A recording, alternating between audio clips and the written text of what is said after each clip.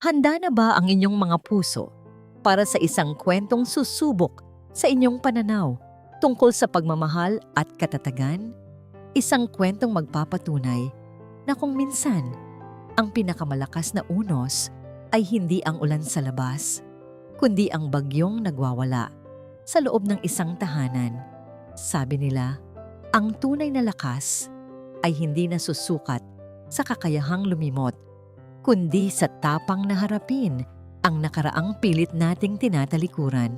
Halina't pakinggan natin ang kwento ni Sinagtala at ang kanyang pagbabalik sa gitna ng isang unos na babago sa buhay nilang lahat.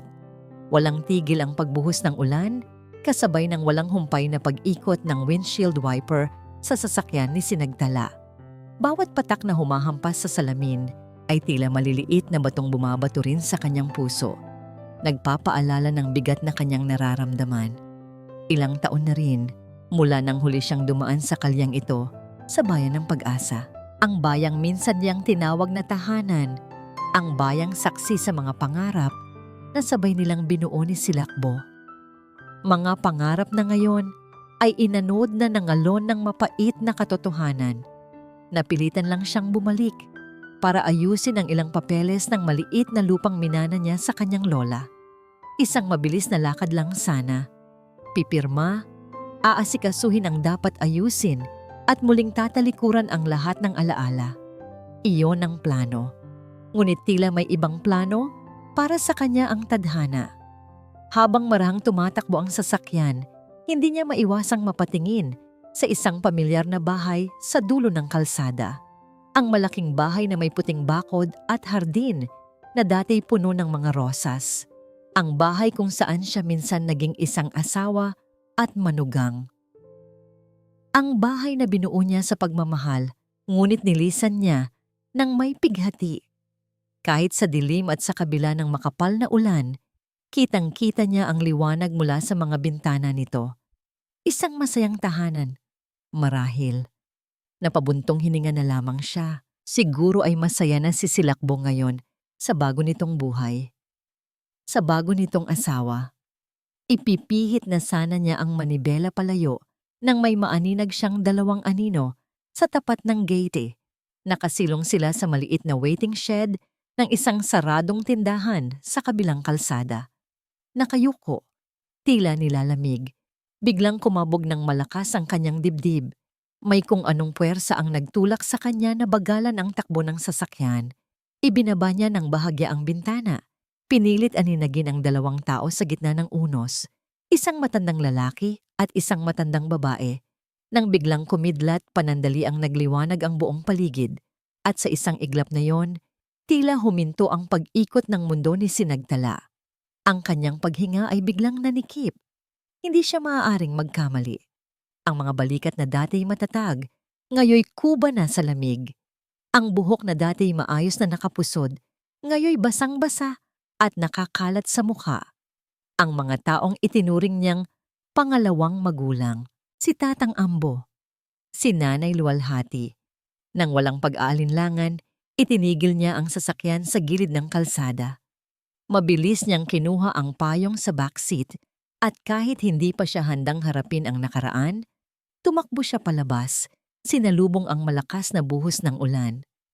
Nanay? Tatang? Tawag niya. Nanginginig ang boses, hindi sigurado kung dahil sa lamig o sa biglaang pagkabigla. Napalingon ang 2 matanda. Sa kanilang mga mata, nakita ni Sinagtala ang gulat, ang hiya, at ang isang napakalalim na lungkot. Tala, anak. Halos pabulong na sabi ni Nanay Luwalhati. Ang mga luhay humahalo na sa tubig ulan sa kanyang mukha. Hindi na nagsalita pa si Sinagtala. Niyakap niya ang 2 at inakay papasok sa kanyang sasakyan. Isinara niya ang pinto at ang katahimikan sa loob ay binasag lamang ng kanilang mga nanginginig na paghinga at ng tunog ng ulan sa labas. Ibinigay niya ang dalang tuwalya mula sa likod. Bakit po kayo nasa labas, Nanay? Anong nangyari? Nasaan si Bo? Sunod-sunod niyang tanong habang pinupunasan ang basang buhok ng dating biyenan. Yumuko si Tatang Ambo, hindi makatingin. Si Nanay Luwalhati naman ang humagulgol ng tuluyan. Pinalabas kami anak, pinalabas kami ni Diamante. Kumunot ang noo ni Sinagtala. Diamante? Bakit po? Anong dahilan? Ang carpet, sabi ni Nanay Luwalhati sa pagitan ng mga hikbi. Bagong bili. Hindi ko sinasadyang matapunan ng kaunting kape. Nagalit siya. Sinabi niyang sa labas na lang daw muna kami para matuto kaming mag-ingat sa gamit. Parang piniga ang puso ni Sinagtala. Isang carpet? Dahil lang sa isang carpet, nagawa nilang palayasin ang dalawang matanda sa gitna ng ganito kalakas na ulan?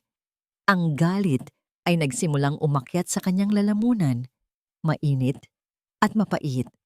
Sa sandaling iyon, bumukas ang gate ng malaking bahay.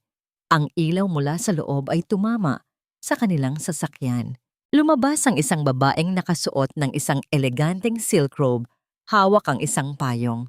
Maganda, matangkad. Ang muka ay parang isang anghel, ngunit ang mga matay walang emosyon. Si Diamante.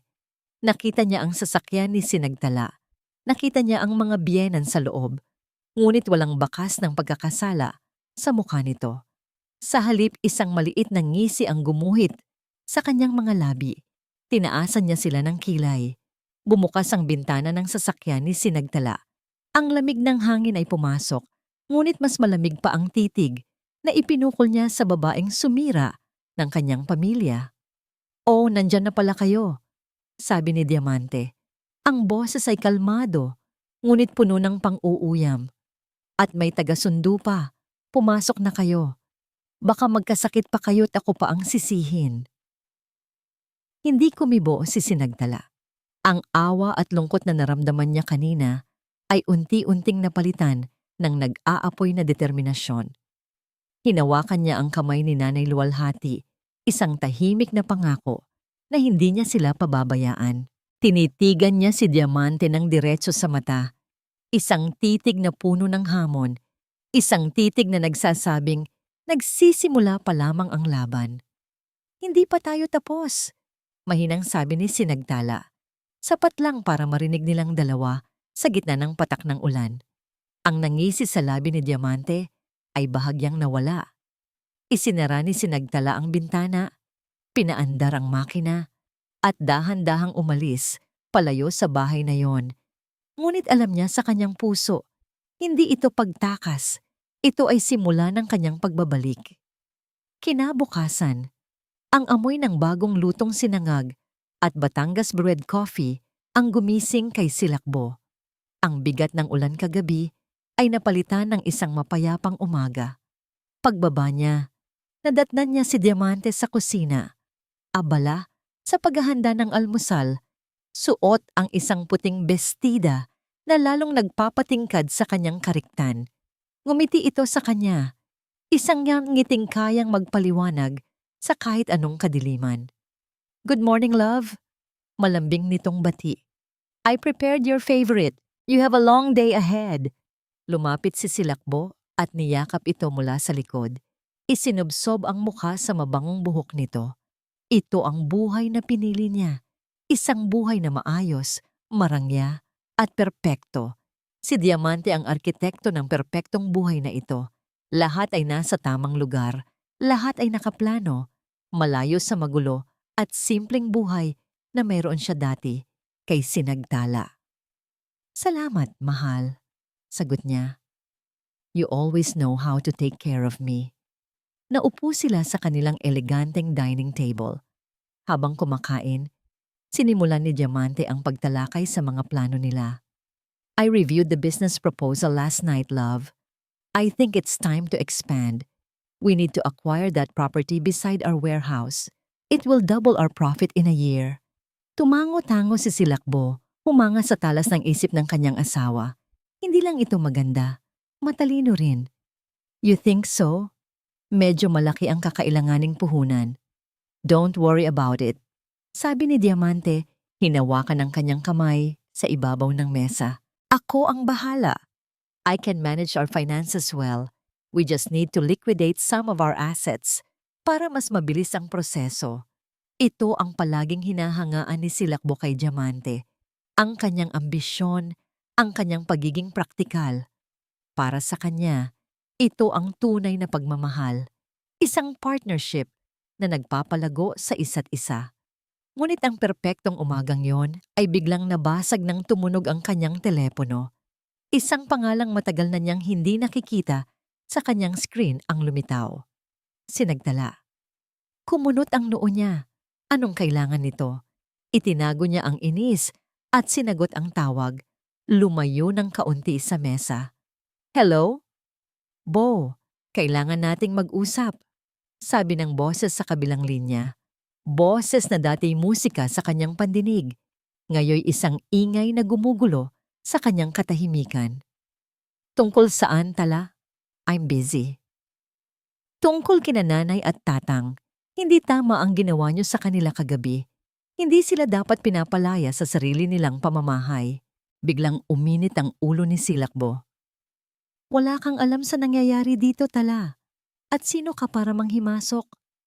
Diamante is my wife now. Siya ang may karapatan sa bahay na to. Karapatan? Karapatan na itrato ang mga magulang mo na parang basura? Huwag mong palakihin ang issue. Sigaw niya. Sapat lang para hindi marinig ni Diamante. It was a simple misunderstanding. Matatanda na sila. Nagiging makakalimutin. Pinapahinga lang sila ni Dia. Pinapahinga sa labas. Sa gitna ng bagyo. Tapos na tayo, Tala. Huwag mo nang guluhin ang buhay ko. At bago pa makasagot si Sinagtala, ibinaba na niya ang tawag. Pagbalik niya sa mesa, nakita niya si Diamante na nakatingin sa kanya. Ang mga mata nito'y nagsisimula ng mamasa. Siya ba yun, love? Tanong nito. Nanginginig ang boses. Tumango si Silakbo. Ang galit ay napalitan ng pag-aalala para sa asawa. Anong sabi niya? Na masama akong asawa? Na isa akong kontrabida? Sunod-sunod nitong tanong. Isang butil ng luha ang pumatak mula sa kanyang mata. Sinusubukan ko lang namang maging mabuting asawa sa'yo at manugang sa kanila, Bo. Pero parang ayaw talaga nila sa akin. At ngayon, ginagamit pa niya ang mga magulang mo para sirain tayo. Sumubsob ito sa dibdib ni Silakbo at doon humagulgol. Kasalanan ko bang gusto ko lang ng maayos at malinis na bahay? Kasalanan ko bang gusto kong maging perpekto ang lahat para sa'yo? Niyakap niya ito ng mahigpit. Bawat hikbi ni Diamante ay parang karayom na tumutusok sa kanyang puso. Ang galit niya kay Sinagtala ay lalong tumindi. Sa isip-isip ni Silakbo, tama si Diamante. Inggit lang si Tala. Hindi nito matanggap na mas masaya na siya ngayon, na mas umasenso na siya sa buhay, at ang mga magulang niya, marahil ay nadadala lang din sila sa kwento ni Tala. Matatanda na, madaling maniwala. Humiwalay siya sa pagkakayakap at hinawakan ang mukha ni Diamante. Shhh! Tahan na, mahal. Huwag mong isipin ang sinasabi niya. Ako ang nakakakilala sa'yo. Alam ko kung gaano kabuti ang puso mo. Pinunasan niya ang mga luha nito. Ako ang aayos nito. I promise. Kinahapunan, matapos ihatid si Diamante sa isang spa para mag-relax, nagmaneho si Silakbo papunta sa maliit na motel kung saan ipinatira ni Sinagtala ang kanyang mga magulang. Ang kaibahan ng lugar na yon sa mansyon nila ay tila isang sampal sa kanya, ngunit ipinagsawalang bahala niya ito. Naabutan niya ang kanyang mga magulang na nanonood ng telebisyon sa isang maliit na kwarto. Ang lungkot sa kanilang mga mata ay hindi niya pinansin. Ang kailangan niyang gawin ay tapusin ang gulo. Nay, tay, panimula niya, ang boses ay walang emosyon. Anak, sabi ni Nanay luwalhati, may bahid ng pag-asa sa boses. Hindi siya ngumiti. Tinitigan niya sila ng diretsyo. Ang mga salitang bibitawan niya ay mabigat, ngunit para sa kanya, kailangan. Para sa kapayapaan ng kanyang perpektong buhay. Nandito po ako para pakiusapan kayo, sabi niya sa malamig na tono. Sana po umayos na kayo. Matuto kayong makisama sa asawa ko. Nakita niya ang sakit sa mukha ng kanyang ina. Nakita niya ang pagkadismaya sa mukha ng kanyang ama.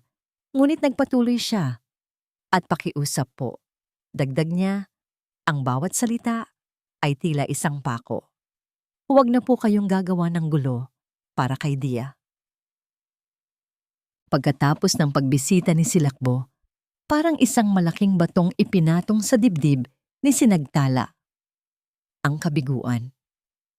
Ang lalaking minahal niya, ang lalaking pinangarap niyang makasama habang buhay, ay naging isang estranghero na may malamig na puso at bingi sa katotohanan. Paano niya nagawang talikuran ang sarili niyang mga magulang? Paano niya nagawang ipagpalit ang pagmamahal na walang kapantay sa isang relasyong binuo sa kasinungalingan? Naramdaman ni Sinagtala ang pag-iisa. Wala siyang pamilya sa bayang ito. Ang mga kaibigan niya noon ay mga kaibigan din ni Silakbo. At ayaw na niyang manggulo pa. Saan siya pupunta? Saan siya huhugot ng lakas? Sa bigat ng kanyang nararamdaman, dinala siya ng kanyang mga paa sa isang lugar na matagal na niyang hindi nabibisita. Ang lumang simbahan sa sentro ng bayan. Dito sila ikinasal ni Silakbo. Dito sila nangako ng walang hanggan.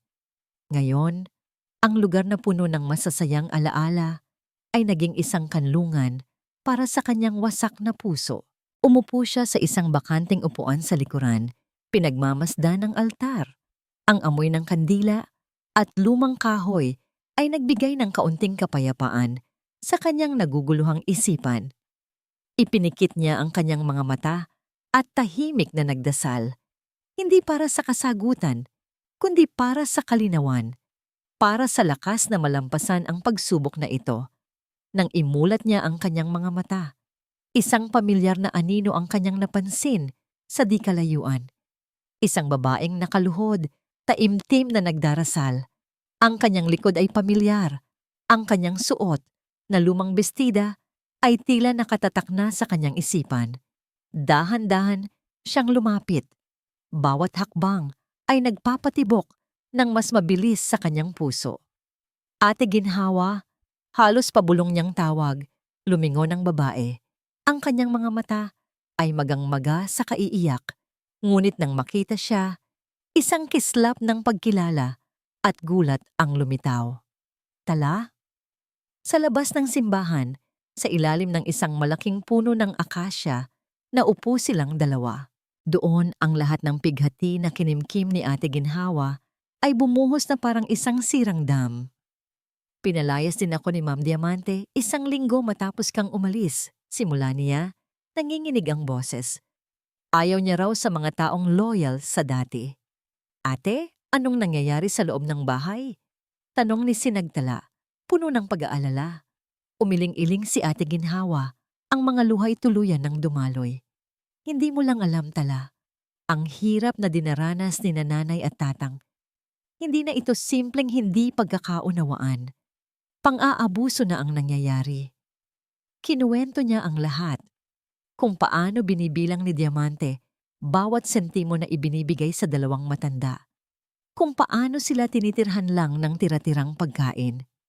Kung paano sila sinisigawan at sasabihan na pabigat lang sila sa tuwing walang nakakarinig na ibang tao. At si Sir Bo, dagdag ni Ginhawa, bulag na bulag siya, Tala. Ang nakikita lang niya ay ang magandang mukha at matatamis na salita ni Ma'am Diamante. Ang tingin niya sa mga magulang niya ay mga pasaway na lang na kailangang pagsabihan. Ang bawat salita ni Ate Ginhawa ay parang sundang na tumatarak sa puso ni Sinagtala.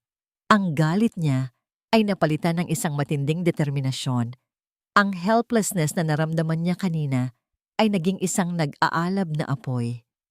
Hindi pwede to, ate, mariin niyang sabi. Hindi natin pwedeng hayaan na lang to. Kailangan nating gumawa ng paraan. Pero paano? Tanong ni Ginhawa, nawawalan ng pag-asa. Walang naniniwala sa atin. Kahit ang sarili nilang anak, sa kanya kumakampi. Kailangan natin ng ebidensya. Sabi ni Sinagtala, ang kanyang isip ay nagsisimula ng magplano. Isang ebidensyang hindi kayang itanggi ni Silakbo. Biglang tumigil sa pag-iyak si Ate Ginhawa. Tumingin ito kay Sinagtala na may bagong kislap sa mga mata. May kilala ako sa loob tala. Yung bagong kasambahay na pumalit sa akin, si Mercy. Kaibigan ko. Nag-uusap pa rin kami ng palihim. Nagrereklamo rin siya sa mga ugali ni Ma'am Diamante. Ito na ang pag-asa na hinihintay ni Sinagtala. Isang maliit na sinag ng liwanag sa gitna ng kadiliman. Ate, pwede mo ba siyang makausap? Pwede ba siyang tumulong sa atin? Tumango si Ginhawa. Ano ang plano mo? Huminga ng malalim si Sinagtala. Ang sasabihin niya ay delikado, ngunit wala ng ibang paraan. Kailangan nating maglagay ng voice recorder sa sala. Doon sila madalas mag-usap. Doon natin maririnig ang tunay na kulay ni Diamante. Pero paano ka makakapasok? May kinuha si Ate Ginhawa mula sa kanyang bulsa. Isang luma, ngunit pamilyar na susi. Ang spare key sa likod ng bahay na hindi alam ni Diamante na nag-exist. Naiwan ito sa akin nang paalisin niya ako. Sabi ni Ate Ginhawa, inilahad ang susi sa palad ni Sinagtala. Ang malamig na metal ay tila nagbigay ng kuryente sa kanyang buong katawan. May party silang pupuntahan bukas ng gabi. Isang malaking business event. Yun ang pagkakataon mo, Tala. Walang tao sa bahay kundi si Mercy. Hinawakan ni Sinagtala ang susi ng mahigpit. Ito na. Hindi na siya ang Sinagtala na tumatakbo palayo sa gulo. Ngayon, siya na mismo ang susugod sa gitna ng unos para sa mga taong itinuring niyang pamilya. Para sa katarungan. Gagawin ko, sabi niya. Ang boses ay matatag at puno ng determinasyon. Ang gabi ay malalim at tahimik. Ang tanging maririnig sa paligid ay ang huni ng mga kuliglig at ang malakas na kabog ng dibdib ni Sinagtala. Nakatayo siya sa likod ng bahay na minsan niyang tinuring na kanya. Hawak ang malamig na susi na ibinigay ni Ate Ginhawa. Ang kadiliman ang kanyang naging kakampi. Ayon sa text ni Mercy, ang bagong kasambahay, nakaalis na sina Silakbo at Diamante, kalahating oras na ang nakalipas. Ito na ang kanyang pagkakataon. Nanginginig ang kamay niyang ipinasok ang susi sa siradura ng pinto sa likod bahay. Dahan-dahan niya itong pinihit. Ang mahinang kalansing ng pagbukas nito ay tila isang napakalakas na ingay sa katahimikan ng gabi. Maingat siyang pumasok at isinara ang pinto ng walang tunog. Sinalubong siya ng pamilyar na amoy ng bahay, isang pinaghalong amoy ng floor wax at ng mamahaling pabango ni Diamante na tila sumakop na sa bawat sulok. Ang dating amoy ng nilagang bulaklak at bagong lutong tinapay ay wala na. Nagbago na ang lahat. Gumapang siya sa dilim, bawat hakbang ay maingat at pinag-isipan. Ang tanging liwanag ay nagmumula sa sinag ng buwan na tumatagos sa malalaking bintana. Ang mga anino ng mga muebles ay tila mga halimaw na nag-aabang sa kanya. Pagdating niya sa sala, sandali siyang natigilan. Dito, sa sofang ito, dati silang nanonood ng pelikula ni Silakbo hanggang hating gabi. Sa tabi ng bintanang yon, doon niya inilagay ang isang paso ng halaman na bigay ni Nanay Luwalhati. Ngayon, ang paso ay pinalitan na ng isang mamahaling porselanang florera na walang buhay. Pinalis niya ang mga alaala. Hindi ito ang oras para maging emosyonal. May misyon siyang kailangang tapusin. Nilapitan niya ang isang malaking painting na nakasabit sa dingding. Isang abstract na obra na walang dudang pinili ni Diamante. Ayon sa plano, sa likod nito niya itatago ang maliit na voice recorder. Maalikabok dito at madilim. Perpektong lugar para hindi mapansin.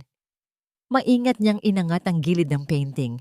Kinuha niya ang maliit na itim na aparato mula sa kanyang bulsa at idinikit ito sa likod ng frame gamit ang double-sided tape. Nang siguraduhin niyang nakatago ito ng maayos, dahan-dahan niyang ibinalik ang painting sa dati nitong posisyon. Tagumpay. Isang buntong hininga ng ginhawa ang kanyang pinakawalan. Ngayon, ang kailangan na lang niyang gawin ay ang umalis ng hindi napapansin. Nagsimula na siyang maglakad pabalik sa pinto, sa likod bahay ng bigla. Isang nakakasilaw na liwanag ang tumama sa driveway sa harap. Sinundan ito ng ugong ng isang pamilyar na makina ng sasakyan. Nanigas si Sinagtala sa kanyang kinatatayuan. Ang puso niya'y tila umakyat sa kanyang lalamunan. Bumalik sila. Bumalik sila nang mas maaga sa inaasahan. Nataranta ang kanyang isipan. Saan siya magtatago? Ang pinto sa harap ay masyadong malayo. Ang kusina ay masyadong bukas. Narinig niya ang pagbukas ng pinto ng sasakyan, sinundan ng mga boses. Ang tawa ni Diamante, mataas at matinis. Ang sagot ni Silakbo, malalim at masaya. Wala ng oras. Mabilis siyang tumakbo, halos walang ingay, papunta sa pinakamalapit na posibleng taguan, ang lumang bodega sa ilalim ng hagdanan. Ang pinto nito ay laging bahagyang nakaawang. Sumiksik siya sa loob, isinara ang pinto nang may kaunting puwang para makasilip. Saktong pagsara niya, bumukas ang pinto sa harap. Pumasok si Silakbo at Diamante, dala ang liwanag mula sa labas. "I told you it would be a boring party," sabi ni Diamante, inihagis ang kanyang clutch sa sofa. "Wala man lang akong nakausap na matino. Puro mga trying hard socialites." "At least you look it stunning as always," sagot ni Silakbo, niyakap ito. "Ikaw ang pinakamagandang bituin doon."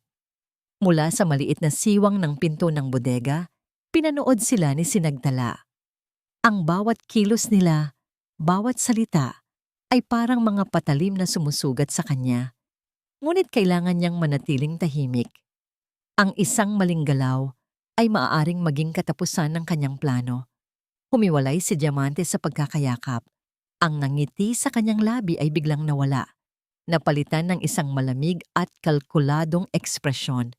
Umupo ito sa sofa, tila pagod. "May problema ba?" tanong ni Silakbo. Huminga ng malalim si Diamante. Tumingin ito kay Silakbo. Ang mga mata nito'y seryoso. "Love?" Panimula nito sa isang boses na biglang naging napaka-business-like. "I think it's time. Kailangan na nating ilipat ang lahat ng assets sa pangalan ko." Natigilan si Silakbo. "Lahat? Bakit naman biglaan?" "Para mas madali ang management," paliwanag ni Diamante. "You know I'm better with these things. At isa pa, para maprotektahan ng mama natin ang yaman natin. Sa pagbabalik ni Sinagtala, hindi natin alam kung ano ang kaya niyang gawin. Baka bigla siyang maghabol. Mas mabuting sigurado na tayo." Narinig ni Sinagtala ang bawat salita. Ang kanyang dugo ay tila nagyelo sa kanyang mga ugat. Hindi lang pala pang-aabuso. Ito ay isang malinaw na plano para kunin ang lahat. Mula sa kanyang pinagtataguan, naramdaman ni Sinagtala ang pag-iiba ng hangin. Hindi na ito simpleng away pamilya. Ito ay isang digmaan para sa yaman, para sa kapangyarihan, at siya, nang hindi sinasadya, ay napasok sa gitna nito.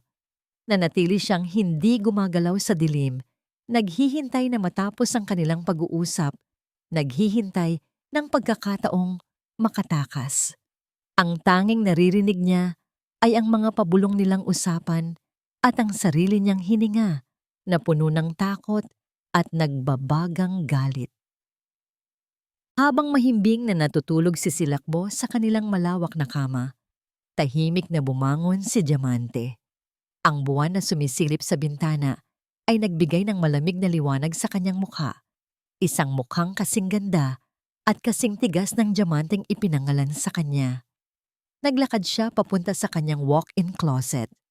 Mula sa isang nakatagong kahon, sa ilalim ng kanyang mga alahas, kinuha niya ang isang luma at kupas ng litrato. Nakasalamin dito ang isang masayang pamilya. Isang ama na may ngiting puno ng pag-asa, isang ina na may mga matang nangangarap, at isang batang babae na mahigpit ang yakap sa kanilang dalawa. Ang batang babae ay siya. Noong mga panahong buo pa ang kanyang mundo, bago gumuho ang lahat. Hinalikan niya ang litrato, isang halik na walang init.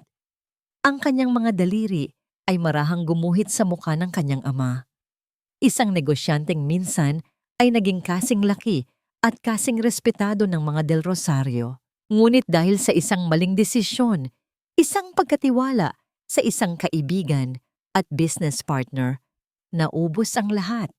Ang kaibigang yon ay walang iba, kundi si Ambo Del Rosario. Sa isip ni Diamante, hindi iyon isang simpleng pagkalugi sa negosyo. Iyon ay isang pagtataksil, isang pagnanakaw sa kanilang kinabukasan. Ang kahihiyan at depresyon ang nagtulak sa kanyang ama sa maagang kamatayan. Ang kanyang ina ay sumunod din, namatay sa wasak na puso. Naiwan siyang mag-isa, dala ang isang pangako, babawiin niya ang lahat. Hindi lang ang pera, kundi ang dignidad. Ang bawat sentimo na nawala sa kanila ay sisingilin niya ng may tubo. At ang pamilyang naging dahilan ng kanilang pagbagsak ay luluhod sa kanyang harapan. Si Silakbo del Rosario ang naging susi, ang nag-iisang anak. Ang tagapagmana, isang perpektong instrumento na may kahinaan sa magagandang bagay at matatamis na salita. At si Diamante, higit kanino man, ay bihasa sa paglalaro ng ganoong klaseng laro. Maingat niyang ibinalik ang litrato at kinuha ang kanyang telepono. Mabilis niyang tinawagan ang kanyang abogado, si Attorney Sandoval. Attorney, kumusta na ang mga papeles? Tanong niya.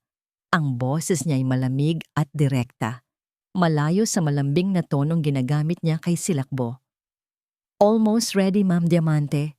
We just need a few more details from Mr. Del Rosario's end. Sagot ng abogado. Bilisan mo. Utos niya. Gusto kong mapirmahan niya ang lahat sa lalong madaling panahon. Ayoko ng aberya. Masusunod po. Pagkababa ng tawag, bumalik siya sa silid. Naupo siya sa gilid ng kama at pinagmasdan si Silakbo.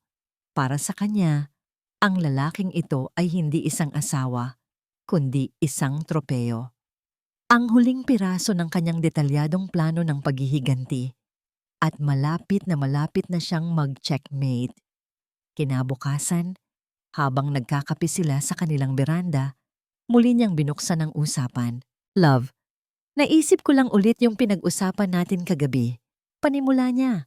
Ang boses ay puno ng pag-aalala. Tungkol sa paglipat ng mga ari-arian. Nakita niya ang bahagyang pag-aalinlangan sa mga mata ni Silakbo. Hindi ba masyadong mabilis, Dia? Parang hindi naman kailangan. Ito na ang pagkakataon niya. Hinawakan niya ang kamay nito. Ang kanyang mga mata ay unti-unting napuno ng luha. Mga luhang sanay na siyang palabasin. Hindi kailangan? Malungkot niyang tanong. Bo, hindi mo ba nakikita? Ginugulo tayo ni Sinagtala. At sino ang ginagamit niya? Ang mga magulang mo. Alam niyang kahinaan mo sila. Paano kung makumbinsin niya sila na gumawa ng legal na hakbang laban sa atin? Paano kung sabihin nilang hindi ka na competent mag-manage ng yaman ninyo? Paano kung gamitin nila ang edad nila para makuha ang simpatsya ng korte? Bawat salita ay pinili niya ng mabuti. Idinisenyo para tusukin ang ego at mga takot ni Silakbo. Ginagawa ko lang naman to para protektahan ka, para protektahan ang atin. Patuloy niya, isang butil ng luha ang dumaloy sa kanyang pisngi. Ako, wala akong pakialam sa pera. Ang mahalaga sa akin ay ikaw, ang kapayapaan mo. Pero hindi ako papayag na ang pinaghirapan mo at ng pamilya mo ay mapunta lang sa wala dahil sa mga taong gusto tayong sirain. Nakita niya kung paano nagbago ang ekspresyon ni Silakbo. Ang pag-aalinlangan ay napalitan ng galit. Galit na nakaturo hindi sa kanya, kundi kay Sinagtala at sa sarili nitong mga magulang. Tagumpay. Tama ka. Sabi ni Silakbo, ang boses ay mariin. Hindi ako papayag na mangyari yun. Ngumiti si Diamante sa likod ng kanyang mga luha. Tumayo siya at pumasok sa loob. Pagbalik niya, dala na niya ang isang folder ng mga dokumento na inihanda na ni Attorney Sandoval at isang mamahaling fountain pen. Inilatag niya ang mga ito sa mesa sa harap ni Silakbo. Ang mga salitang deed of absolute sale at transfer of rights ay tila kumikinang sa ilalim ng araw. Para matapos na ang lahat ng gulo, mahal, sabi niya sa pinakamatamis at pinakamalambing niyang boses. Ibinigay niya ang panulat sa kamay ni Silakbo. Isang pirma mo lang, mahal ko, at lahat ng pasanin mo ay mawawala na. Isang mabilis at palihim na pagkikita sa isang sulok ng pampublikong pamilihan ng Bayan ng Pag-asa. Si Mercy, ang bagong kasambahay, ay nanginginig at palingalinga, takot na may makakita sa kanya. Mabilis niyang iniabot kay Sinagtala ang isang maliit na bagay na nakabalot sa panyo. Ingat ka, Ate Tala. Pabulong nitong sabi. Hindi biro ang kinalaban mo. Salamat, Mercy. Malaking utang na loob ko to sa'yo. Sagot ni Sinagtala, mahigpit na hinawakan ng aparato. Pagkaalis ni Mercy, dali-daling nagtungo si Sinagtala sa isang maliit at hindi gaanong mataong kapihan kung saan naghihintay na sa kanya si Ate Ginhawa. Ang kanilang mesa sa pinakasulok ay tila isang isla sa gitna ng dagat-dagatang kaba. Nakuha mo? Bungad ni Ginhawa, hindi mapakali sa kanyang upuan. Tumangulang si Sinagtala. Inilabas niya ang maliit na voice recorder. Kinuha niya ang kanyang earphones, isinaksak ito sa aparato, at ibinigay ang isang earbud kay Ate Ginhawa. Sa isang iglap, ang ingay ng kapihan, ang kalansing ng mga tasa, ang usapan ng mga tao, ang tunog ng coffee machine ay nawala. Ang tanging naririnig na lang nila ay ang pagpintig ng sarili nilang mga puso. Huminga ng malalim si Sinagtala at pinindot ang play.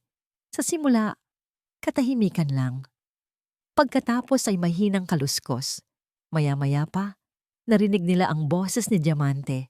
Malinaw na malinaw. Hindi ba kayo marunong umintindi? Ilang beses ko bang sasabihin na huwag kayong uupo dyan sa puting sofa? Ang babaho ninyo amoy lupa. Napakapit si Ate Ginhawa sa braso ni Sinagtala. Ang galit ay agad na gumuhit sa kanyang mukha. Nagpatuloy ang recording. Mga pira-pirasong pag-uusap. Si Diamante na nagrereklamo tungkol sa gastos sa gamot ni Tatang Ambo. Si Diamante na nagbabanta na ipapatapon sila sa isang murang home for the aged kung hindi sila aayos. Bawat salita ay isang dagok, isang patunay sa lahat ng kanilang hinala. Ito na ang ebidensyang kailangan nila. Nang biglang, sa gitna ng recording, tumunog ang isang telepono. Narinig nilang sinagot ito ni Diamante. Hello, Clarice. Oo, napatawag ka, sabi ni Diamante. Ang kanyang boses ay biglang nagbago. Naging mas magaan, mas mapaglaro, na may halong panunuya. Tila ibinabana niya ang maskarang suot sa loob ng bahay. Kumusta ang reyna sa kanyang palasyo? Tanong ng boses sa kabilang linya. Narinig nilang tumawa si Diamante. Isang tawang malamig at walang kagalakan. Reyna, malapit na. Isang pirma na lang ng hari-harian kong asawa at akin na ang buong kaharian. Nagkatinginan si Sinagtala at Ate Ginhawa. Ang kanilang mga mata ay nanlalaki sa gulat. Grabe ka sis, mahal mo ba talaga yang si Silakbo? Tanong ng kaibigan nito. At ang sumunod na sagot ni Diamante, ang tuluyang gumuho sa mundo ni Sinagtala. Mahal? Muling tumawa si Diamante, mas malakas ngayon. Ano ka ba, Clarice? Huwag kang naive. Ginagamit ko lang siya. Ang pag-ibig, para lang yan sa mga tanga. Ang lalaking yon, isa siyang arogante at mayabang na hangal. Napakadaling paikutin. Isang ngiti ko lang, isang patak ng luha, lumuluhod na sa paanan ko. Akala niya siya ang may kontrol? Akala niya matalino siya? He's nothing but a tool. Hindi makahinga si Sinagtala. Ang hangin sa kanyang baga ay tila naubos. So it's really all about revenge then? Of course, sagot ni Diamante. Ang boses ay naging seryoso at puno ng puot. Paghihiganti ito, Clarice. Inagaw ng pamilya niya ang lahat sa pamilya ko. Ang ama niya ang sumira sa buhay ng papa ko. Kaya babawiin ko ang lahat. With interest. Gusto kong makita ang pamilyang Del Rosario na naghihirap. Gusto kong makita silang lumuhod tulad ng ginawa nila sa amin. At ang mahal nilang anak na si Silakbo, siya ang magiging instrumento para sa pagbagsak nilang lahat. Naramdaman ni Sinagtala ang paghigpit ng hawak ni Ate Ginhawa sa kanyang braso. Nang lingunin niya ito, nakita niya ang luhang dumadaloy sa mga mata ng matanda. Luha ng galit at awa.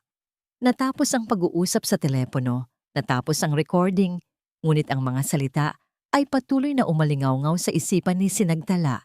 Ang lahat ay isang kasinungalingan, isang malaki, nakaplano at malupit na paghihiganti. Ang galit na naramdaman niya para kay Silakbo, ang galit sa kanyang pagkabulag, sa kanyang pagiging manhid, ay biglang napalitan ng isang emosyong hindi niya inaasahan. Awa. Isang napakalalim na awa. Si Silakbo, sa kabila ng lahat, ay isa ring biktima. Isang biktima ng sarili niyang kahinaan at ng isang babaeng walang puso. Inalis ni Sinagtala ang earphone sa kanyang tainga. Ang ingay ng kapihan ay bumalik. Ngunit para sa kanya, ang mundo ay tahimik na tahimik. Hawak niya sa kanyang kamay ang katotohanan. Isang katotohanang kayang sumira ng buhay, ngunit siya ring tanging paraan para mailigtas ang mga taong nasasangkot dito. Nanginginig niyang hinawakan ang kanyang telepono. Puno ng luha ang kanyang mga mata, hindi na para sa sarili, kundi para sa lalaking minsan niyang minahal. Silakbo? Bulong niya sa sarili. Ang boses ay basag. Kailangan mong marinig to. Hawak ang telepono na naglalaman ng katotohanang sasabog na parang isang bomba. Nagmaneho si Sinagtala patungo sa opisina ni Silakbo. Ang awa na naramdaman niya kanina ay nagbigay sa kanya ng kakaibang tapang. Hindi na ito tungkol sa kanilang nakaraan o sa sakit na idinulot ni Silakbo sa kanya. Ito ay tungkol sa pagliligtas sa isang taong nalulunod sa dagat ng kasinungalingan, kahit pa ang taong iyon ang nagtulak sa kanya palayo. Naabutan niya si Silakbo, napalabas na ng gusali, bit-bit ang kanyang leather briefcase. Mukhang papauwi na ito. Ang kanyang tindig ay mayabang, ang kanyang suot ay mamahalin. Imahe ng isang taong nasa tuktok ng kanyang mundo. Walang kamalay-malay na, ang mundong yon ay malapit nang gumuho. Bo! Tawag ni Sinagtala. Mabilis na bumaba ng sasakyan at hinarang ang kanyang daraanan. Napahinto si Silakbo. Ang pagkagulat sa kanyang muka ay agad na napalitan ng inis at pagkayamot. Ano na naman to, Tala? Hindi ba sinabi ko nang tigilan mo na ako? Kailangan mong makinig sa akin. Pakiusap ni Sinagtala. Ang boses ay desperado. 5 minuto lang, Bo. Para sa kapakanan ng pamilya mo. Para sa kapakanan mo. Tumawa si Silakbo. Isang tawang walang kagalakan. Kapakanan ko? Naging concern ka pa pala sa akin ngayon? Baka naman kapakanan mo ang iniisip mo. May kailangan ka na naman ba? Pera? Ang salitang yon ay parang isang sampal. Ngunit nilunok ni Sinagtala ang sakit at ang kanyang pride. Hindi ito ang oras para makipagtalo. Wala akong kailangan sa'yo, Bo. Mayroon lang akong kailangang iparinig sa'yo. Isang bagay na magpapaliwanag ng lahat. Inilabas niya ang kanyang telepono at hinanap ang audio file. Nakita niya ang pagdududa at kawalan ng pasensya sa mga mata ni Silakbo. Audio file? Ano yan? Isa na namang gawa-gawang kwento. Isang edited na recording para sirain si Dia? Pakinggan mo lang muna bago mo husgahan. Giit ni Sinagtala. Itinaas ang telepono. Please, Bo. Ngunit bago pa niya mapindot ang play, isang pamilyar na kotse ang huminto sa kanilang tabi. Bumaba mula rito si Diamante. Suot ang isang eleganteng pulang bestida.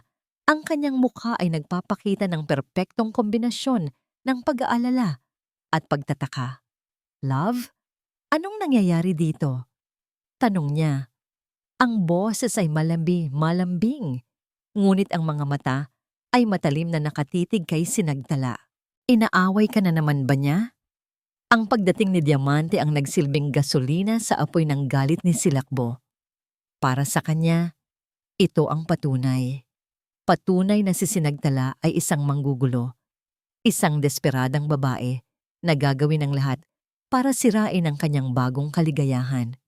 Nakikita mo? Sabi ni Silakbo kay Sinagtala. Ang boses ay mababa at puno ng pagbabanta. Hindi ka talaga titigil, ano? Bo, hindi mo naiintindihan. Ako ang hindi nakakaintindi. Putol ni Silakbo. Ang boses ay tumaas na. O ikaw ang hindi makaintindi din na tapos na tayo? Na masaya na ako? Na mahal ko ang asawa ko at hinding-hindi ako maniniwala sa kahit anong paninirang gagawin mo laban sa kanya. Lumapit si Diamante kay Silakbo at kumapit sa braso nito. Isiniksik ang sarili na parang isang takot na kuting. Hayaan mo na siya, love. Halika na. Umuwi na tayo. Baka kung ano pa ang gawin niya. Ang eksenang yon ang sumira sa lahat ng natitirang kontrol ni Silakbo. Ang kanyang isip ay napuno ng puting galit. Ang kanyang kirot at pagkalito ay naisalin sa isang marahas na aksyon. Sa isang mabilis na galaw, hinablot niya ang telepono mula sa kamay ni Sinagtala.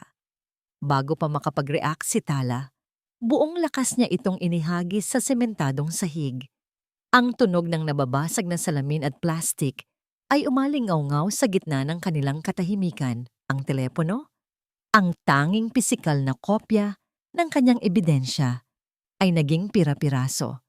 Napatitig si Sinagtala sa wasak na telepono pagkatapos ay sa mukha ni Silakbo. Ang kanyang puso ay tila nadurog kasama ng aparato, hindi dahil sa nasirang ebidensya, kundi dahil sa taong nasa harapan niya. Ang taong minahal niya ay tuluyan ng nawala, pinalitan ng isang halimaw na binuo ng galit at kayabangan. Nakatayo lang si Diamante sa gilid, isang bahagyang, halos hindi makitang nangiti ng tagumpay ang gumuhit sa kanyang mga labi bago ito napalitan muli ng isang maskara ng pag-aalala. Tinitigan ni Silakbo si Sinagtala. Ang kanyang mga mata ay malamig na parang yelo. Ang galit niya ay bahagyang humupa, napalitan ng isang tiyak at pinal na desisyon. Huwag ka nang magpapakita sa akin kailanman, sabi niya. Ang bawat salita ay mabigat at puno ng kamandag. Pagkatapos ay tumalikod siya. Inakay niya si Diamante, papasok sa kotse nito at umalis sila. Iniwan si Sinagtala na nakatayo sa tabi ng mga piraso ng kanyang nasirang pag-asa. Doon, sa gilid ng kalsada, habang papalubog ang araw, dahan-dahang napaluhod si Sinagtala. Ang mga luha na kanina pa niya pinipigilan ay bumuhos na ng walang tigil. Tila nawalan siya ng lahat. Ang ebidensya, ang pagkakataong itama ang mali. Ang huling hibla ng pag-asa na ang lalaking minahal niya ay maaari pang mailigtas. Sa sandaling iyon, naramdaman niya ang tunay na kahulugan ng pagkatalo. Para kay Diamante, ang hangin ay mas matamis. Ang sikat ng araw ay mas makinang. Ang pagkawasak ng telepono ni Sinagtala ay hindi lang isang simpleng panalo. Ito ay isang deklarasyon ng kanyang absolutong kapangyarihan. Wala nang balakid, wala nang hahadlang. Ang huling piraso ng kanyang obra maestra ay malapit nang malagay sa lugar. Panalo na tayo, mahal, bulong niya kay Silakbo ng gabing iyon habang nakahiga sila sa kama. Ang lalaki ay tahimik mula pa nang mangyari ang insidente, tila may sariling digmaang nilalabanan sa loob. Ngunit hindi ito pinansin ni Diamante. Ang mahalaga ay nasa panig niya ito. Para matapos na ang lahat ng stress na ito, patuloy niya, hinahaplos ang braso nito. I've decided to arrange a small family meeting tomorrow with Attorney Sandoval para mapirmahan mo na ang mga papeles in front of your parents. Gusto kong makita nila na buo ang tiwala mo sa akin na tayo ang magkasama sa hirap at ginhawa. Ang totoo, isa itong power move. Isang paraan para lalong ipamukha kina Tatang Ambo at Nanay Luwalhati ang kanilang pagkatalo. Ang huling pagyurak sa kanilang dignidad bago niya tuluyang makuha ang lahat. Hindi sumagot si Silakbo, tumangulang ito ng marahan. Para kay Diamante, sapat na yon. Kinabukasan, ang buong bahay ay abala. Si Diamante, nakasuot ng isang puting-puting power suit na nagmumukha siyang isang reyna, ay personal na nag-aasikaso sa bawat detalye. Nag-utos siya ng mamahaling pagkain, nag-ayos ng mga bulaklak sa florera. Gusto niyang maging perpekto ang eksena ng kanyang huling tagumpay. Bandang tanghali, dumating si Attorney Sandoval, bitbit ang isang makapal na folder na naglalaman ng kapalaran ng pamilya Del Rosario. Ipinatong niya ito sa gitna ng malaking lamesang gawa sa mahogany sa kanilang formal na dining room. Pagkatapos, si Diamante mismo ang tumawag sa motel kung nasaan sina Tatang Ambo at Nanay Luwalhati. "Nanay," sabi niya sa telepono. Ang boses niya ay puno ng huwad na paggalang at tamis. "Pinapatawag po kayo ni Bo. May mahalaga raw po siyang sasabihin sa inyo. Importante po na makarating kayo. Dito sa bahay. Naghihintay po kami." Narinig niya ang pag-aalinlangan sa boses ng matanda, ngunit alam niyang hindi ito makakatanggi. Ang pangalan ni Silakbo ay sapat na para paandarin ang kanilang mga paa. Pagkalipas ng isang oras, dumating ang dalawang matanda. Ang kanilang mga damit ay simple. Ang kanilang mga mukha ay puno ng pag-aalala at pagkalito. Tila mga tupa silang ipinasok sa lungga ng lobo. Pinaupo sila ni Diamante sa isang dulo ng mesa, malayo sa kanila ni Silakbo, na para bang sila'y mga hindi imbitadong bisita. Si Silakbo ay nakaupo sa tabi ni Diamante, sa kabisera ng mesa. Tahimik lang ito. Ang mga mata ay nakatitig sa mga dokumento sa kanyang harapan. Ang kanyang mukha ay hindi mabasa. "Mabutit nakarating kayo, Naytay," bungad ni Diamante, ngumingiti. "We're all here today for a very special occasion. Isang bagong simula para sa aming pamilya." Tumingin siya kay Silakbo. "Love, are you ready?" Hindi pa rin nagsasalita si Silakbo. Kinuha lang nito ang fountain pen na inihanda ni Diamante. Tumingin si Tatang Ambo sa kanyang anak. Ang mga matay nagmamakaawa. "Anak, anong ibig sabihin nito?" "Tatang," sagot ni Diamante para kay Silakbo. "Ito ay isang simpleng business formality para maprotektahan ang kinabukasan ni Bo at ang kinabukasan nating lahat. Don't worry, you will be well taken care of." Ang huling mga salita ay binitawan niya ng may halong panunuya. Ang lahat ng mata ay nasa kamay na ni Silakbo. Ang dulo ng mamahaling panulat ay dahan-dahang bumaba, palapit ng palapit sa papel kung saan nakalaan ang kanyang pirma. Ang pirma na maglilipat ng lahat, ng bahay, ng kumpanya, ng mga lupain, sa pangalan ng babaeng nasa kanyang tabi. Si Nanay Luwalhati ay napapikit na lang, hindi kayang panoorin ang eksena. Si Tatang Ambo ay napayuko, tinalo ng kahihiyan at sakit. Si Attorney Sandoval ay nakangiti, nag-aabang, at si Diamante ay halos hindi na makahinga sa pananabik. Ito na, ang bunga ng lahat ng kanyang paghihirap, ang kanyang matamis na paghihiganti.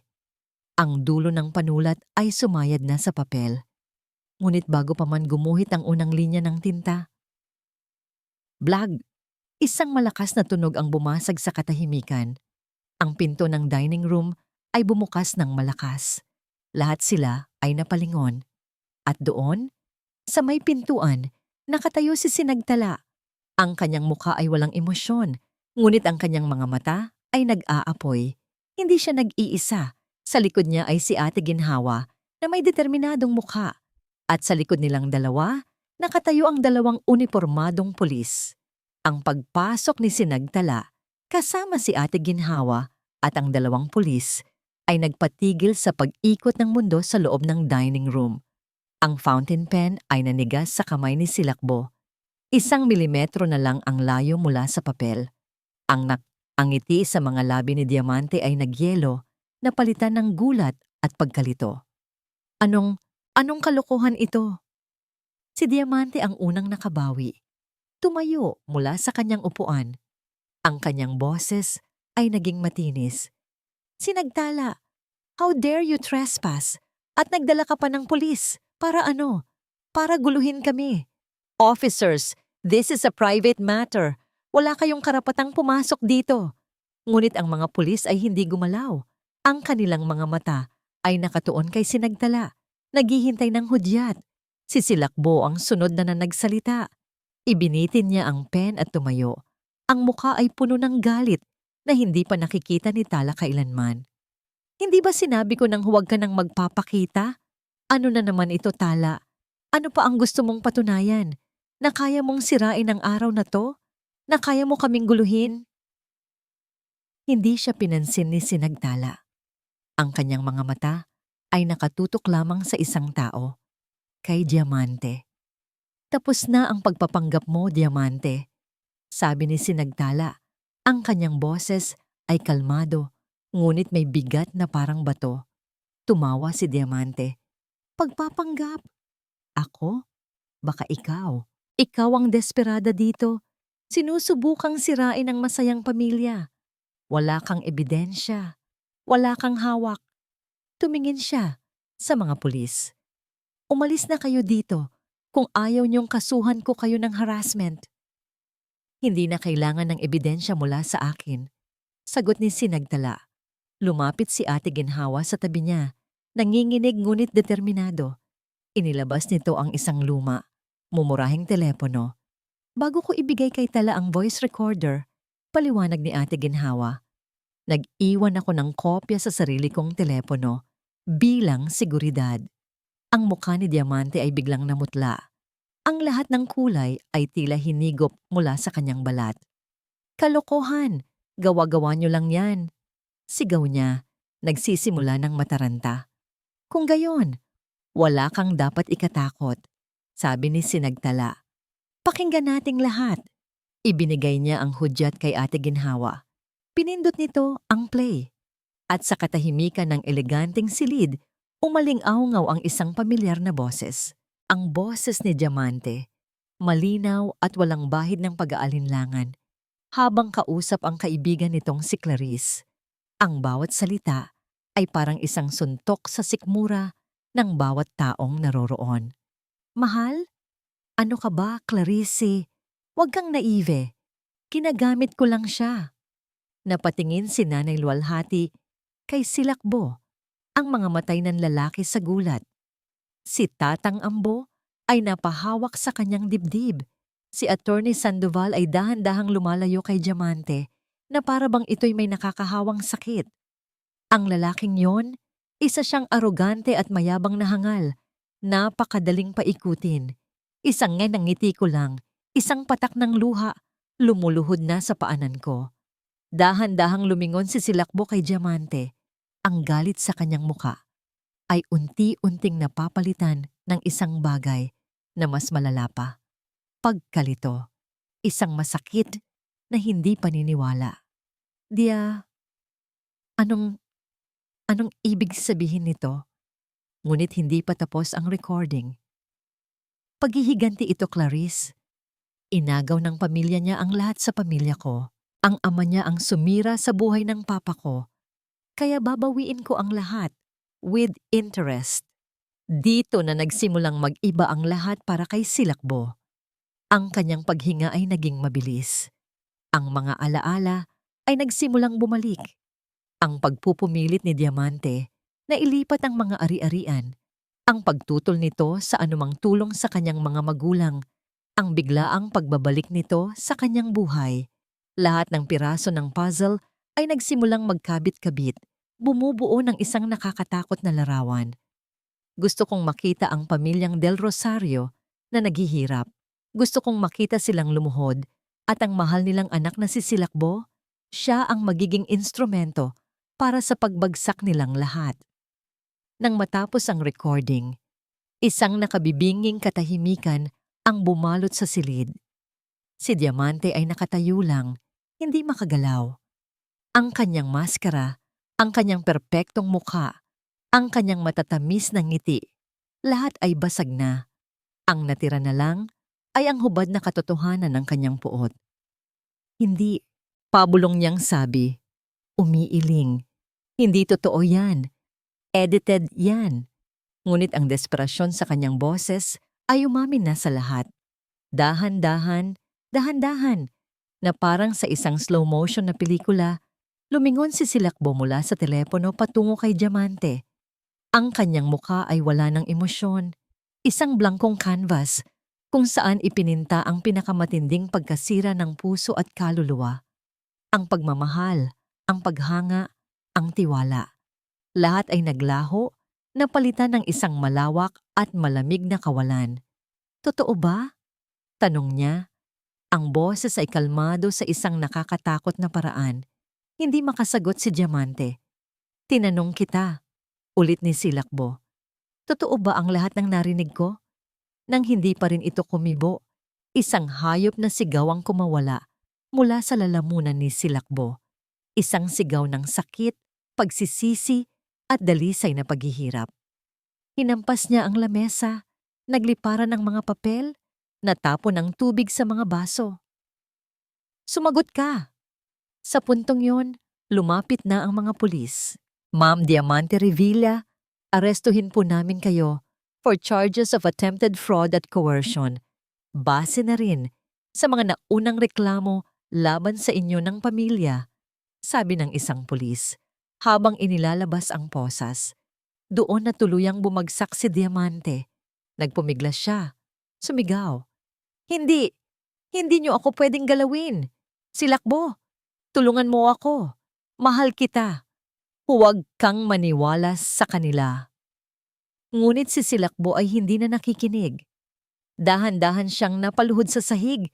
Ang kanyang mga mata ay nakatitig sa kawalan.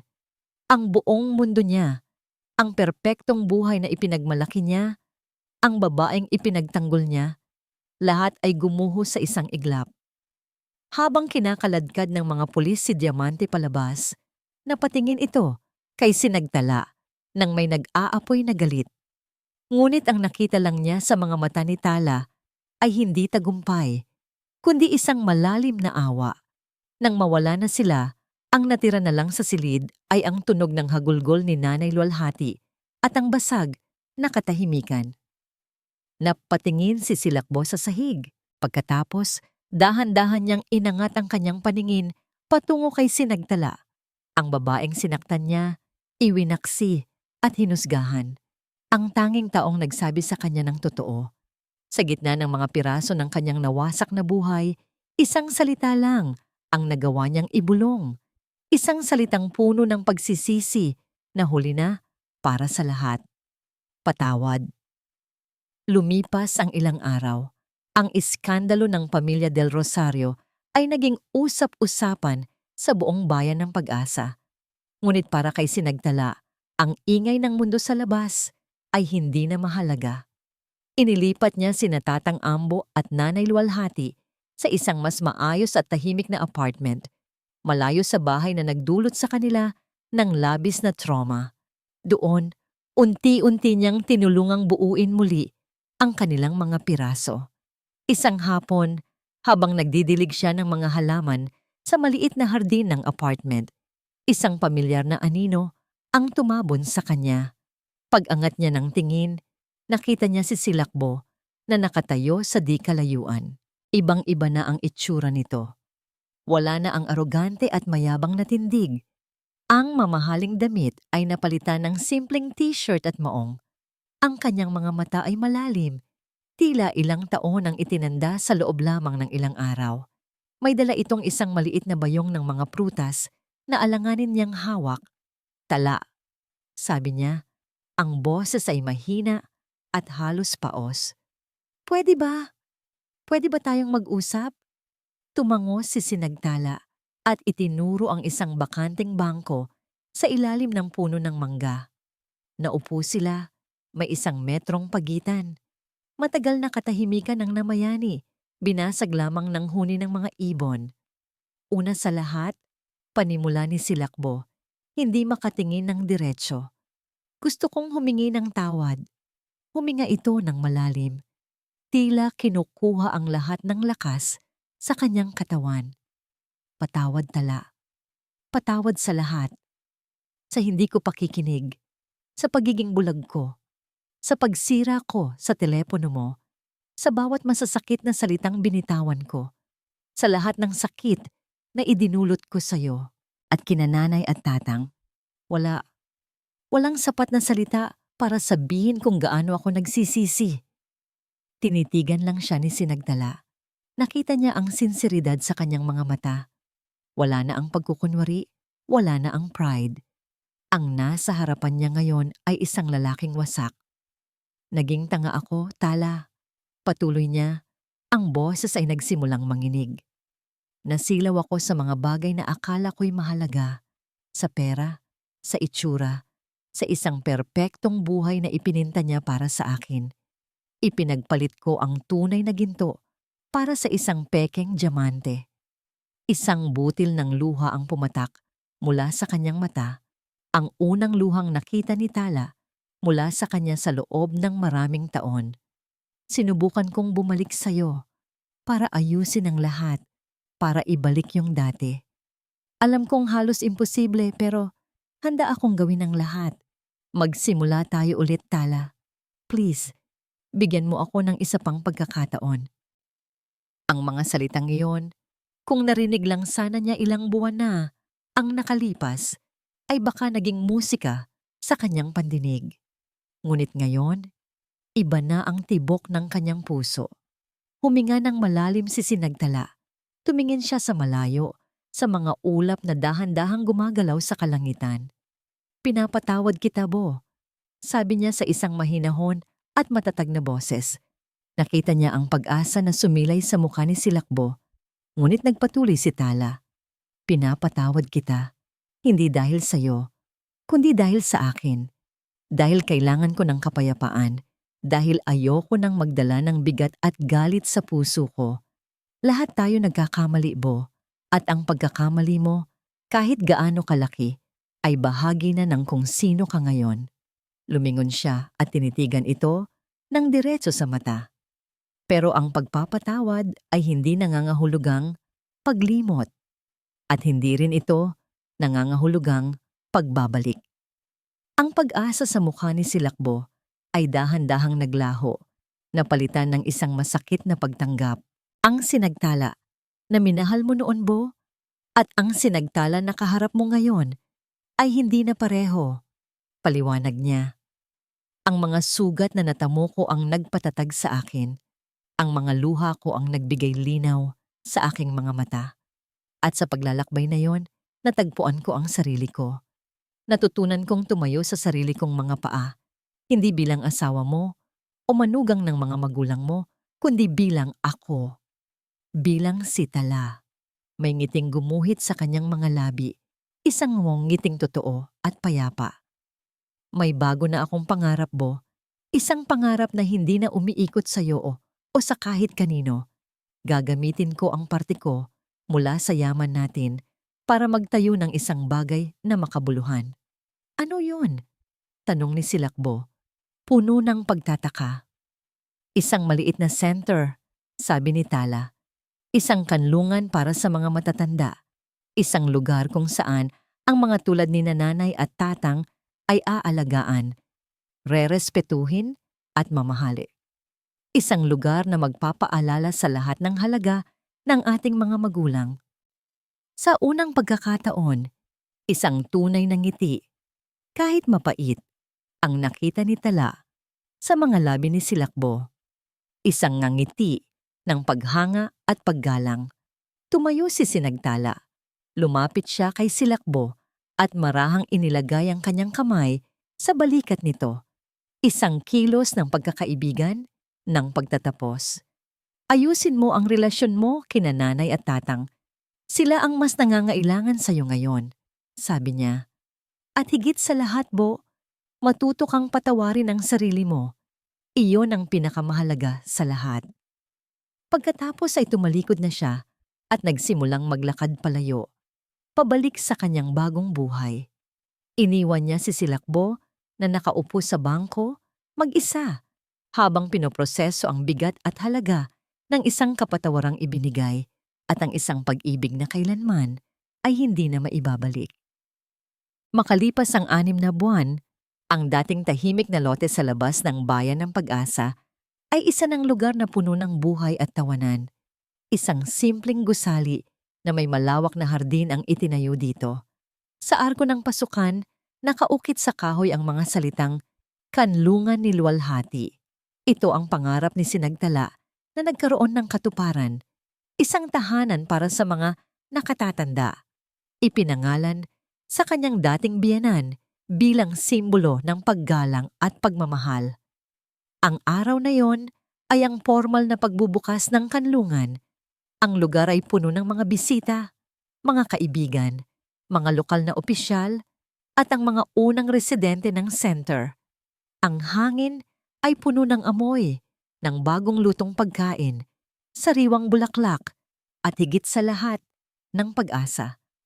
Nakatayo si Sinagtala sa isang sulok, pinagmamasdan ng lahat ng may ngiti sa kanyang mga labi. Si Ate Ginhawa, na ngayon ay administrator ng center, ay abala sa pag-aasikaso sa mga bisita. Si Tatang Ambo ay masayang nakikipagkwentuhan sa ibang mga lolo, habang si Nanay Luwalhati ay tinuturuan ng ilang lola na maggansilyo sa ilalim ng isang mayabong na puno. Ang lungkot sa kanilang mga mata ay napalitan na ng kapayapaan. Ang bigat sa kanilang mga balikat ay nawala na.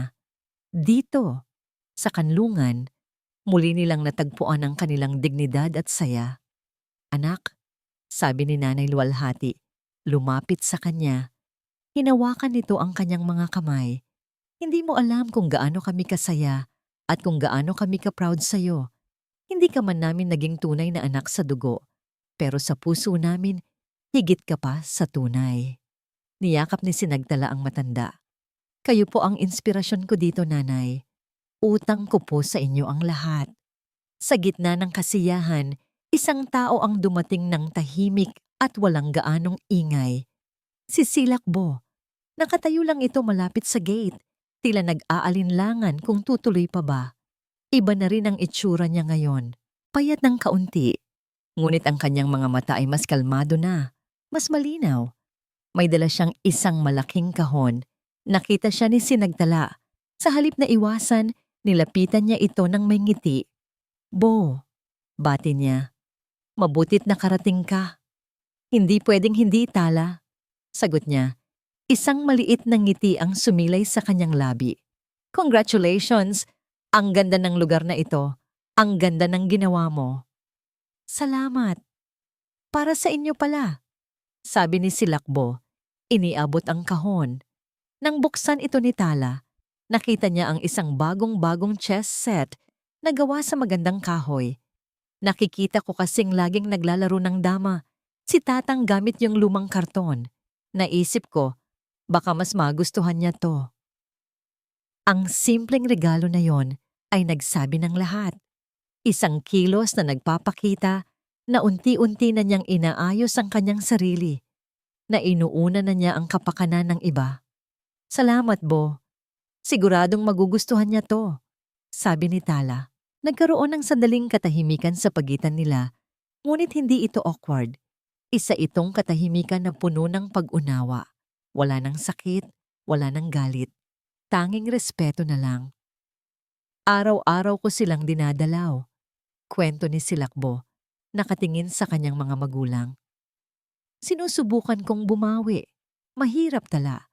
Araw-araw dala ko ang pagsisisi. Pero tinuturuan nila akong magpatawad sa sarili ko, tulad ng sinabi mo. That's good to hear, Bo. Sinserong sabi ni Tala. Lahat tayo ay may karapatang magsimula muli. Maya-maya pa, tinawag na si Sinagtala para sa kanyang maikling talumpati. Tumayo siya sa isang maliit na entablado, hawak ang mikropono.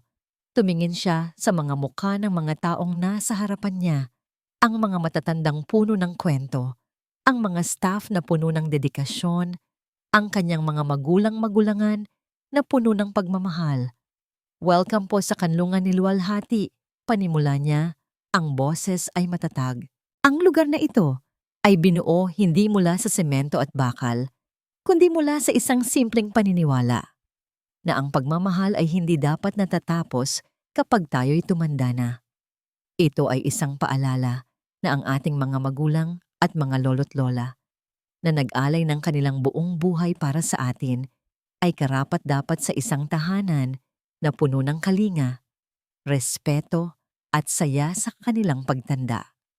Tumingin siya sa malayo, sa papalubog na araw na nagbibigay ng gintong kulay sa buong paligid. Ang bawat isa sa atin ay dumaraan sa mga unos sa buhay. Pagpapatuloy niya, may mga bagyong sumisira sa ating mga pundasyon. Ngunit ang kwento natin ay hindi nagtatapos sa pagkawasak. Nagtatapos ito sa kung paano tayo muling bumabangon. Kung paano natin ginagamit ang mga piraso ng ating nasirang mundo para bumuo ng isang bagay na mas maganda at mas matatag. Habang nagsasalita siya, si Silakbo ay tahimik na nakikinig mula sa malayo. Hindi na siya nasasaktan. Sa halip, nakaramdam siya ng inspirasyon. Ang babaeng nasa harapan niya ay hindi na ang babaeng iniwan niya. Isa na itong bituin na may sariling liwanag. Isang sinagtala. At kontento na siyang pagmasdan ang liwanag na yon mula sa malayo. Nang matapos ang palakpakan, tiningnan ni Sinagtala ang buong lugar. Ang tawa ni Tatang Ambo habang nilalaro ang bagong chess set. Ang nangiti ni Nanay Luwalhati habang yakap-yakap ang ibang mga lola. Ang masayang paghahanda ng hapunan ni Ate Ginhawa. Sa sandaling iyon, naramdaman niya ang isang kapayapaan at kagalakan na hindi kayang bilhin ng kahit anong yaman. Hindi niya binalikan ang kanyang nakaraan, ngunit nakabuo siya ng isang mas magandang kinabukasan. Dito, sa kanlungang ito, tuluyan na siyang nakauwi. Ang mga araw ay naging linggo at ang mga linggo ay naging buwan. Ang kanlungan ni Luwalhati ay naging isang tunay na sinag ng pag-asa sa komunidad. Sa ilalim ng pamamahala ni Sinagtala at Ate Ginhawa, ito ay lumago. Hindi sa laki, kundi sa lalim ng pag-aarugang ibinibigay nito. Si Sinagtala ay natagpuan ang kanyang tunay na bokasyon. Bawat umaga, ang kanyang araw ay puno ng mga simpleng gawain na nagbibigay sa kanya ng ligaya. Ang pakikipagkwentuhan sa mga residente habang nagkakape, ang pagtulong sa hardin, ang pag-oorganisa ng mga munting salo-salo. Hindi na niya hinanap ang pagmamahal sa iisang tao dahil natagpuan niya ito sa yakap ng 12-dosenang lolo at lola na itinuring siyang apo at anak. Ang kanyang puso, na minsay nawasak, ay muling nabuo. Hindi ng isang tao, kundi ng isang buong komunidad na binuo niya sa pundasyon ng pagmamalasakit. Si Silakbo naman ay nagpatuloy sa kanyang sariling tahimik na paglalakbay. Ipinagbili niya ang malaking bahay na puno ng masasamang alaala at lumipat sa isang mas maliit at simpleng apartment. Ang kanyang negosyo ay muli niyang itinayo mula sa simula. Ngunit sa pagkakataong ito, may kasama ng integridad at kababaang loob. Ang pinakamalaking pagbabago sa kanya ay ang relasyon niya sa kanyang mga magulang. Halos araw-araw, pagkatapos ng trabaho, dumaraan siya sa kanlungan. Hindi na para humingi ng tawad, kundi para maging isang tunay na anak. Minsan, dadalhan niya ng paboritong pagkain si Tatang Ambo. Minsan, uupo lang siya sa tabi ni Nanay Luwalhati, tahimik na makikinig sa mga kwento nito. Sa mga simpleng sandaling iyon, unti-unti niyang binubuo muli ang mga tulay na winasak ng kanyang kayabangan.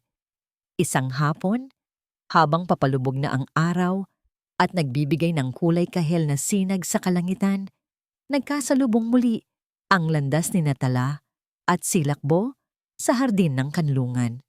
Katatapos lang dalawin ni Bo ang kanyang mga magulang. Mukhang masaya sila, sabi ni Silakbo. Nakatingin sa kanyang mga magulang na masayang nakikipagbingo sa iba. Masaya sila dahil nandyan ka para sa kanila, sagot ni Tala. Isang komportableng katahimikan ang namagitan sa kanila. Wala nang bigat, wala nang pait. Nakatanggap ako ng sulat mula sa abogado ni Diamante. Biglang sabi ni Silakbo. Gusto niyang makipag-areglo. Humihingi ng mas mababang sentensya. Tumingin si Tala sa kanya. Anong plano mo? Nagkibit-balikat si Silakbo. Wala. Hahayaan ko ng hustisya ang magpasya. Natutunan ko na ang leksyon ko, Tala. Ang paghihiganti ay hindi nagbibigay ng kapayapaan. Ang pagpapatawad at pagtanggap, doon pala iyon matatagpuan. Ngumiti si Sinagtala. Isang tunay na ngiti ng paghanga. Ang lalaking kaharap niya ay tunay na ngang nagbago. Aalis na ako, sabi ni Silakbo. May meeting pa ako. Bago siya tuluyang umalis, humarap siyang muli. Tala, salamat. Salamat sa hindi mo pagsuko sa kanila. Salamat sa pagmulat mo sa akin sa katotohanan. Utang ko sa iyo ang pangalawang pagkakataong ito. Walang anuman, Bo? Sagot ni Tala. Lahat tayo ay may karapatan dito. Pinanood ni Sinagtala si Silakbo habang papalayo ito. Walang kirot, walang panghihinayang. Ang nararamdaman lang niya ay isang payapang pagtatapos sa isang kabanata ng kanyang buhay at isang pananabik para sa mga susunod pang darating. Umakyat siya sa balkonahe ng ikalawang palapag ng kanlungan, kung saan tanaw niya ang buong paligid. Ang araw ay tuluyan ng lumubog, at ang mga ilaw sa hardin ay nagsimula nang umilaw na parang mga alitap-tap. Ang halakhak mula sa social hall ay umabot hanggang sa kanyang kinatatayuan. Doon, habang yakap ang sarili, laban sa malamig na simoy ng hangin, naramdaman ni Sinagtala ang isang lubos na kaganapan. Hindi niya nakuha ang buhay na inakala niyang gusto niya, ngunit natanggap niya ang buhay na tunay na kailangan niya. Isang buhay na may kahulugan, may layunin, at puno ng pagmamahal na hindi nabibili o nananakaw. Hindi na siya ang bituing naghihintay ng liwanag mula sa iba. Siya na mismo ang naging sinag, ang naging tala. Isang liwanag hindi lang para sa kanyang sarili, kundi para sa lahat ng mga taong natagpuan ang kanilang kanlungan sa ilalim ng kanyang pag-aaruga. At sa kanyang pag-iisa, sa harap ng isang bagong simula, ngumiti siya, malaya, buo, at masaya. At dito po nagtatapos ang kwento ni Sinagtala, isang paalala na ang pinakamadilim na unos ay kayang magdala ng pinakamaliwanag na bahaghari. Ang aral na iniiwan sa atin ng kwentong ito ay ang tunay na kapangyarihan ay hindi matatagpuan sa paghihiganti, kundi sa kakayahang magpatawad, lalo na sa ating sarili. Ipinakita sa atin ni Sinagtala na ang tunay na kaligayahan ay hindi nakasalalay sa pagbabalik sa nakaraan, kundi sa matapang na pagbuo ng isang bagong kinabukasan na may layunin at puno ng pagmamalasakit sa kapwa. Maraming pong salamat sa inyong walang sawang pagsubaybay sa aming kwento. Lubos po naming pinapahalagahan ang bawat minuto na inyong inilaan. Ano po ang masasabi ninyo sa kwento ni Tala at Silakbo? At anong klaseng kwento naman po ang gusto ninyong marinig sa susunod? I-comment nyo lang po sa ibaba at gagawin po namin ang aming makakaya para maibigay ito sa inyo. Hindi dito nagtatapos ang ating paglalakbay. Marami pa pong kwentong kasing ganda at mas puno ng aral dito sa aming channel. Kung nagustuhan nyo ang kwentong ito, i-like, i-share sa pamilya at mga kaibigan, at mag-subscribe na rin para lagi kayong updated sa mga susunod pa naming kwento. I-click nyo ang notification bell para kayo ang unang makarinig kapag may bago kaming upload. Pagpalain po kayo ng Panginoon, kayo at ang inyong buong pamilya. Hanggang sa muli.